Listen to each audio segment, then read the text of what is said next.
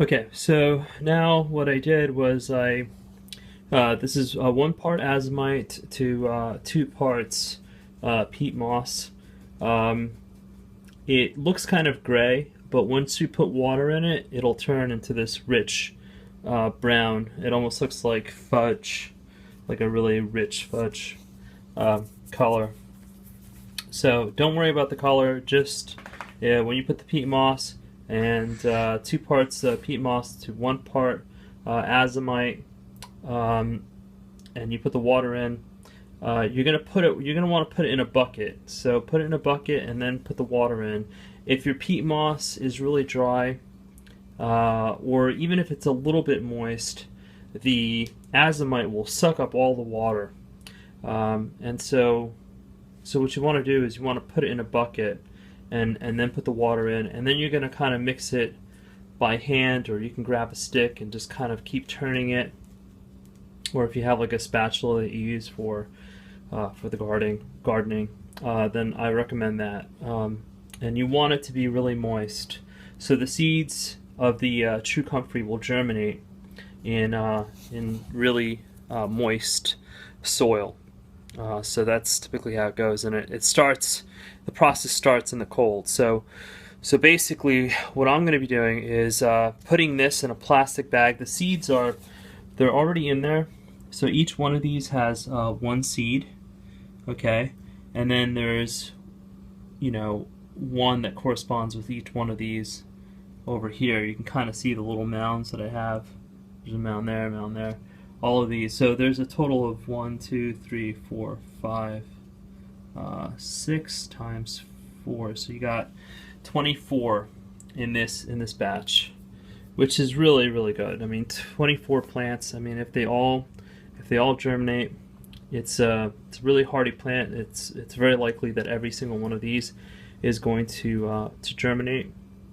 And there you go. You have 24 plants to start with, and that's more than what you need. I have a lot of fruit trees, and I kind of want a few of them under every fruit tree, and that's why I'm doing so many. But this is true, so that means that it will bear even more seed, and I'm going to have even more of this stuff all over the place. My hope is to get this all over the property, and if it wants to run wild, then I'm more than okay with that. So at this point, what I'm going to do is I'm going to put it in that plastic bag right there, and I'm just going to set this down over here, just so that you can see me doing that. So the idea is you put it in this plastic bag and you put it in the refrigerator for 30 days. And then at that point, you should be able to plant it directly into the garden. So it's got plenty of water, and that's good to go. So I'm going to do an update to show you, how it came out, and I'll probably do a video where I'm actually planting it. The spots where you choose to plant it really do matter. They tend to like, I live in Florida, so depending on how much sun you're getting, how much heat you're getting, they don't particularly like a lot of heat. They don't like a lot of direct sun. They like partial sun.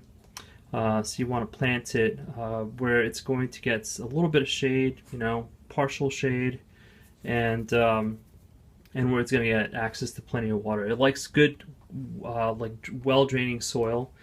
We have very sandy soil here, so I'm not really concerned about it not being able to get good drainage. But some people live in really boggy areas where the water doesn't drain well at all. So that's just something to keep in mind. Yeah, so that's basically all that I have for you guys right now, and hopefully they all germinate and I'm able to get back to you. All right, so this is Jesse signing out. Take care.